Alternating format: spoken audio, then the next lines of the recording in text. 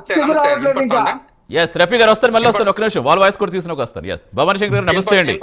Yeah voice వినిపిస్తుంది, క్లారిటీగా ఉంది. ఏంటి మీరు ఎలా చూస్తారు ఈ హక్కుల ఉల్లంఘనలు ఏంటి, దళితులపై దాడులు, నిజంగా ఏపీలో దళితులపై దాడులు జరుగుతున్నాయా? పదే పదే వాళ్ళు ఆరోపిస్తున్నారు, ఆరోపణలో వాస్తవం ఎంత అనుకుంటున్నారు? అసలు మీ అబ్జర్వేషన్ ఏంటి జరుగుతున్న పరిణామాలపై? డిబేట్ లో పాల్గొన్న పెద్దలందరికీ నమస్కారాలు. దాడులు జరుగుతున్నాయి అని ఎవరు ఆరోపిస్తున్నారో ఒకసారి వాళ్ళు ఎన్నికి పోయి ఏమి జరిగిందని ఆలోచించమని చెప్పండి. దాడులు జరగడం అంటే ఇదిగా దాడులు జరుగుతాయి. ఎక్కడ దాడులు జరుగుతాయి, ఎవరి మీద దాడులు జరుగుతున్నాయి? గత 5 ఏళ్లలో దళితుల మీద దాడులు ఎవరు చేశారు? కరోనా తర్వాత దాని మీద ఎంతో మాఫియా జరిగింది. దీని మీద మెడిసిన్ మీద రాష్ట్రం ఎంతో నిధులు స్కామ్ చేసుకుందని చెప్పి ఒక దళిత డాక్టర్ వైజాగ్ లో ఇది చేసి అతన్ని పబ్లిక్ గా ఎంత హింసించారు, పేపర్ తో సహా మీడియాతో అందరూ చూశారు. అతను డాక్టర్ కాదు, అతను మెంటల్ ఇదని చెప్పి అతను లాస్ట్ కి చనిపోయే విధంగా చేశారు.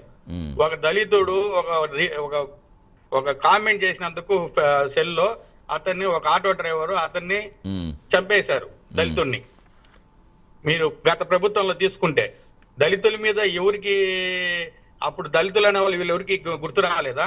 అప్పుడు ఎవరు కానీ మాట్లాడలేదు దళితుల గురించి. ఈ రోజు మళ్ళీ కొత్తగా కుల మతాలు తీసుకొస్తున్నారు.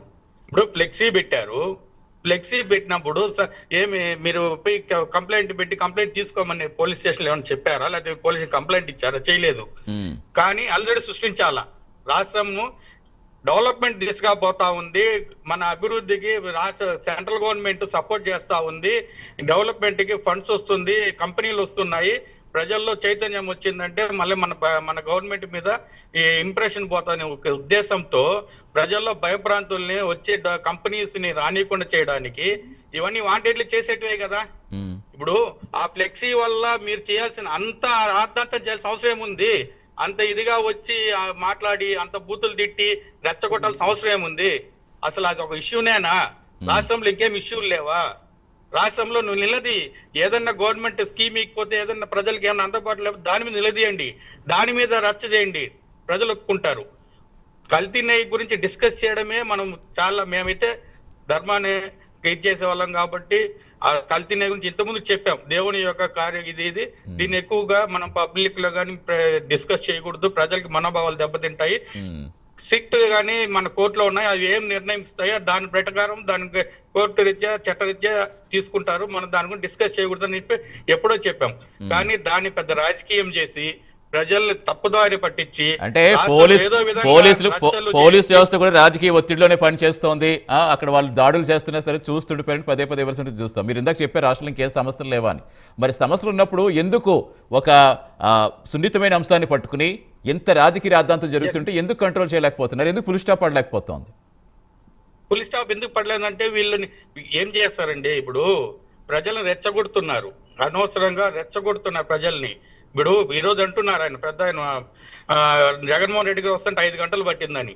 నేను ఒప్పుకుంటా, 5 గంటలు పట్టింది. సెక్యూరిటీ గవర్నమెంట్ ప్రతిపక్షం అయినా కూడా నాయకుడికి ఎంత సెక్యూరిటీ ఇచ్చిందో మీరు కూడా చూశారు, మీరే చెప్పారు మీ నోటి ద్వారా. కానీ ఇదే జనము ఎలక్షన్స్ ముందు కూడా వచ్చారు. చంద్రబాబు నాయుడు గారు పవన్ కళ్యాణ్ మీటింగ్ వచ్చిన కన్నా ఎక్కువగా వచ్చారని మీరే చెప్పారు అప్పుడు. కానీ ఏమైంది?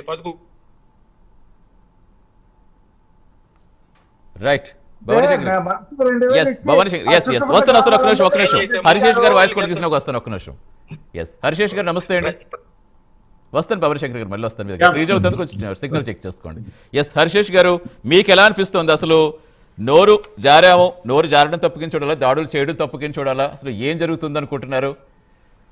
అసలు రాష్ట్రాలు ఇతర సమస్యలు లేవా?